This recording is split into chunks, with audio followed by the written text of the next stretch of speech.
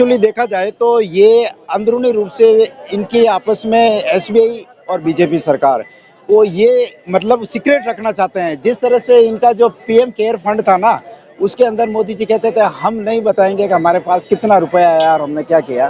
तो उसी तरह इलेक्ट्रल बॉन्ड लाने का उद्देश्य यही था कि इसको सीक्रेट रखा जाए कि जो पूंजीपति, जो बड़े बड़े धनाढ्य वर्ग है, जो करोड़ों रुपए का चंदा देते हैं और उनकी एवज में सरकार के द्वारा उनको क्या फायदा पहुंचाया जा रहा है और देश की संपत्ति को किस हाथों में और कैसे नाजायज रूप से मतलब उनको अधिकारित किया जाता है। इस चीज को सुप्रीम कोर्ट ओपन करना चाहता था, इसलिए उन्होंने नाम को क्लियर लाने का। मगर ये भी अभी क्या है कि मतलब ये नाम क्लियर कट नहीं बताए गए हैं। अभी अभी इसके अंदर पूरा मतलब आना बाकी है।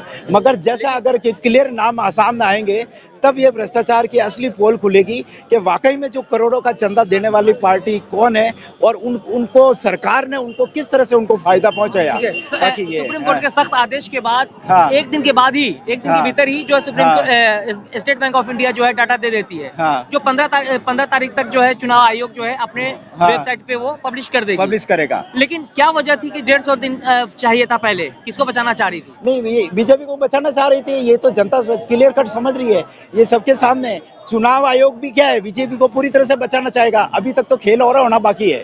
अभी आप देखेंगे कि ये मतलब एसबीआई बैंक चुनाव आयोग को देगी, मगर चुनाव आयोग अपनी वेबसाइट पे उन नामों को पूरी तरह से ईमानदारी से पब्लिश करता है या नहीं करता है, ये देखने वाली बात है। मेरे को डाउट है कि अगर ऐसा कर पाएगा, क्योंकि चुनाव आयोग पूरी तरह से बीजेपी का एजेंट बना हुआ है। वो हर तरह से बीजेपी का बचाव करते हैं, तो वो कैसे करेगा। अब ये देखा जाएगा 15 तारीख को क्या होता है। मगर ये अगर ईमानदारी, मुझे अभी चुनाव आयोग के जो कमिश्नर थे उन्होंने खुद ने इस्तीफा दे दिया, ये भी एक बहुत बड़ा सस्पेंस की बात है। उनके ऊपर कुछ नाजायज काम करने के लिए दबाव डाला गया संवैधानिक खिलाफ। तो उन्होंने अभी ये भी क्लियर नहीं हो रहा है, सस्पेंस है कि चुनाव आयोग जिनकी नियुक्ति मोदी जी ने की, उन्होंने इस्तीफा क्यों दिया। और अभी सबसे बड़ी बात है कि चुनाव का कमिश्नर नियुक्ति के लिए जो पैनल बनाया गया था, उस पैनल में एक प्रधानमंत्री होता है, एक विपक्ष का नेता होता है और एक प्रधानमंत्री का ग्रुप का ही कोई होता है। तो अभी तो सुप्रीम कोर्ट के न्यायाधीश कह रहे हैं कि जो कमिश्नर की नियुक्ति है वो बिल्कुल निष्पक्ष ढंग से होनी चाहिए। अगर आप प्रधानमंत्री खुद चुनाव आयोग की नियुक्ति करेगा कमिश्नर की, तो वो कभी भी निष्पक्ष चुनाव नहीं करवाएगा। ये अपन पिछले चुनाव में भी देख चुके हैं कि मतलब वो किसी भी तरह कांग्रेस को प्रताड़ित करने का काम करते हैं। का मामला जो सुर्खियों में था दिन ब दिन जो है तूल पकड़ता हुआ नजर आ रहा था, इसी बीच में सीएए कानून लागू कर दिया गया। कैसे देखते हैं? तो वो अभी जो सीएए कानून लाने का उद्देश्य यही है कि किसी तरह के जनता का ध्यान भटकाया जाए, एक ध्रुवीकरण का माहौल बनाया जाए, ताकि जनता को एक वर्ग को दूसरे वर्ग के खिलाफ करके एकदम चुनाव हासिल किया जाए। और ये जो भ्रष्टाचार का मुद्दा है इलेक्ट्रल बॉन्ड का, इसकी तरफ से जनता का ध्यान भटकाने के लिए ये मुद्दा लाया गया। और मैं एक आप विशेष रूप से आप क्या कहूँगा, सीएए क्या है।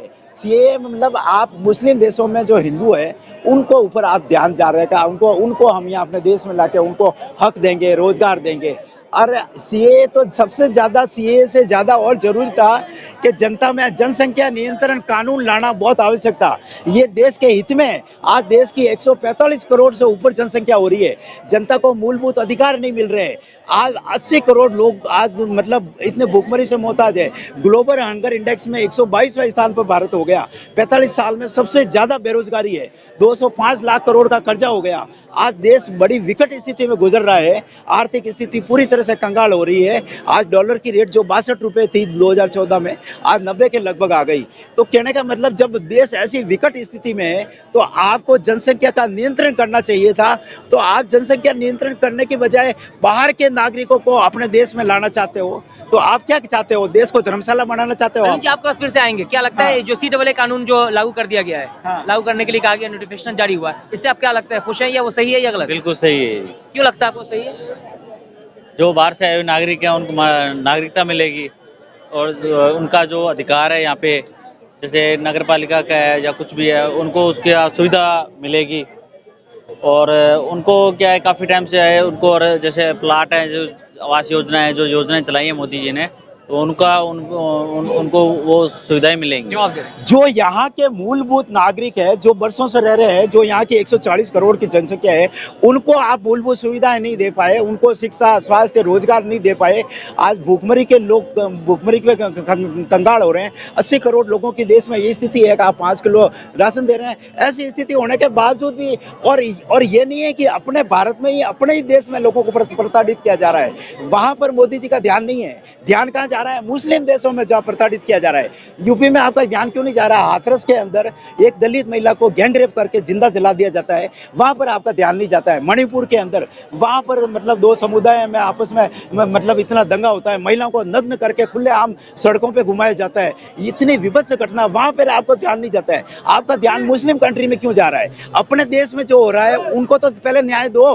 पहले न्याय पाने का अधिकार अपने देश के नागरिकों का है। पहले आप यहाँ के नागरिकों को न्याय नहीं दे रहे हो तो आप विदेशी लोगों को क्या न्याय दोगे? आप सवाल उठता है कि हमारे देश में जो नागरिक है ऑलरेडी, उनके साथ जो न्याय नहीं हो रहा है, उनके साथ अन्याय हो रहा है, वाराणसी के अंदर बलात्कार हो रहा है, हाँ, लेकिन फिर गैंगरेप हुआ वाराणसी के अंदर। बनारस हिंदू यूनिवर्सिटी के अंदर हमारे एक छात्र के साथ गैंगरेप किया। और गैंगरेप करने वाला कौन? बीजेपी के खुद के IT सेल के अधिकारी।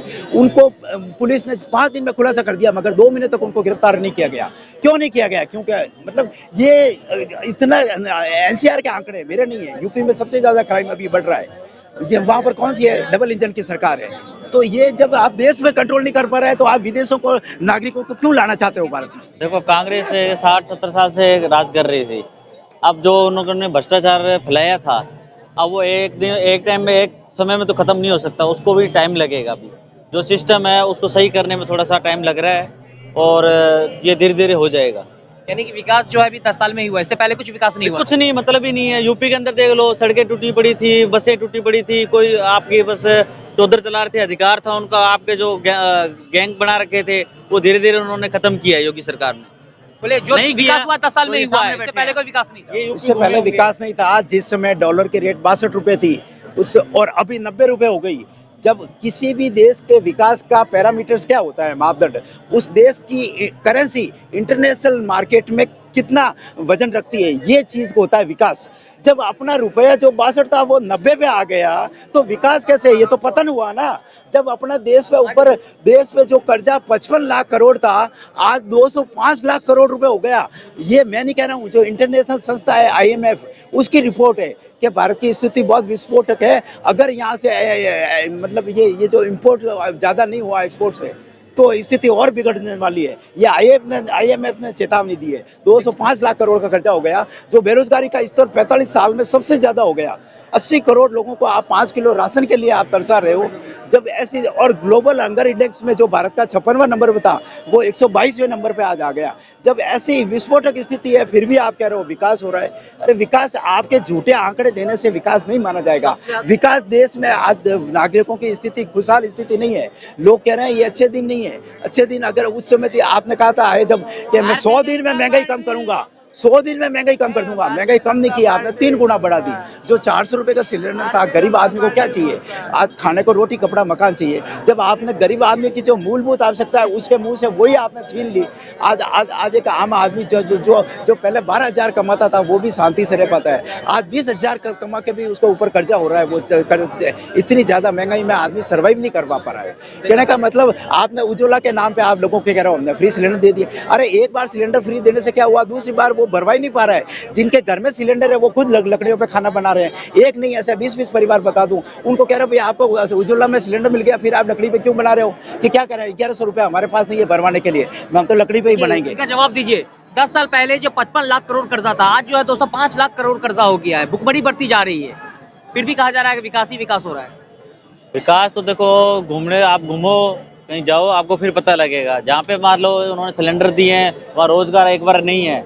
वहाँ कंपनियां जो हैं वो डेवलप करें। और यूपी में ले लो, कितना डेवलप किया है, कंपनियां बनाई हैं, रोजगार दिए हैं। तो धीरे धीरे होगा, क्रिएट होगा। एकदम तो कुछ नहीं हो सकता। 60-70 साल से कांग्रेस थी, उसने जो किया वो नहीं कर पाई, तो यहाँ पे इसको तो टाइम लगेगा। नहीं आए भाई ये सरकार अगर हिंदुत्व के नाम पे आई है मैं मानता हूँ हिंदुत्व का ध्रुवीकरण करके ये सरकार आती है और अभी भी इनका फोकस हिंदुओं के ऊपर ही है। तो मैं एक बात कहता हूँ, आपने हिंदुओं के लिए क्या किया? चलो पूरी जनता को गोली मारो, मैं तो कह रहा हूँ खाली हिंदुओं पे आपने क्या किया? कांग्रेस के समय गौ हत्या होती थी, हम कांग्रेस की निंदा करते थे, गौ हत्या बंद करो, और मोदी जी ने कहा था गौ हत्या बंद करवाओ, मगर मोदी आने के बाद 10 साल बाद में भी गौ हत्या बंद नहीं हुई और ज्यादा बढ़ा दी, 5 गुना बढ़ा दी।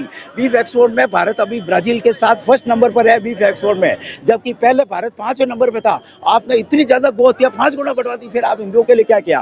कांग्रेस के समय एक गलत कानून आया था वक्फ बोर्ड, उसमें हिंदुओं की संपत्ति हड़पने का, तो हमने क्या उम्मीद की थी? मैंने खुद मोदी जी को वोट दिया था, मैं मोदी जी का परम भक्त था कि मोदी जी आएंगे वक्फ बोर्ड को समाप्त करेंगे। 10 साल हो गए। मोदी जी के भक्त थे? पहले था 2014 में, 2016-18 तक था। जब से मैंने ये गुजरात में देखा जहरीली शराब से वहां पर लोग मारे जा रहे हैं, वहां शराबबंदी है और हजारों करोड़ रुपए की वहां शराब अवैध बिकती है और गरीब लोग बेचारे जहरीली शराब पी के मर रहे हैं। और यहाँ पर आप दिल्ली में मतलब उसको संजय सिंह को गिरफ्तार करते हो शराब घोटाले में, वहां ईडी आपके गुजरात नहीं जाती है। मैं गुजरात की घटना देखने के बाद में मेरा मोदी से दिल फट गया कि ये आदमी फर्जी है, ये सिर्फ झूठे दावे करता है। ये यहाँ तो आरोप लगाता है केजरीवाल पर, वहीं जाती है जहां भाजपा की सरकार नहीं, भाजपा की सरकार नहीं, मतलब इसलिए आप उनके ऊपर, अरे भाई वो जहरीली शराब बेच रहे हैं, आपके शराबबंदी है गुजरात में, वो जहरीली अवैध शराब बेच रहे हैं, कभी 50 मरते हैं, कभी 70, कभी 150 लोग वहां मर जाते हैं, वहां पर आपकी ईडी नहीं जाती है। और यहाँ पे आप आरोप लगा रहे हो कि उसने 2 करोड़ ले लिए मनीष सिसोदिया ने। अरे भैया ले लिए, आज 10 महीने से आपने उसको जेल में डाल रखा है, आप एक भी सबूत नहीं जुटा पाए, आप रुपए बरामद नहीं कर पाए, चवन्नी भी आप बरामद नहीं कर पाए, फिर भी जानबूझ के उनको आपने अंदर कर रखा है। बदलाव होना चाहिए, पूरी तरह से तानाशाही है, बदलाव होना चाहिए। ये सरकार बदलाव होना चाहिए। और एक बात और कहता हूँ, इनका घोटाला पूरी तरह से खुल चुका है, ये सरकार ईवीएम में बेईमानी करके जीत रही है। अगर ईवीएम से हटा के बैलेट पेपर से चुनाव हो जाए तो 100 सीट भी नहीं आएगी बीजेपी की।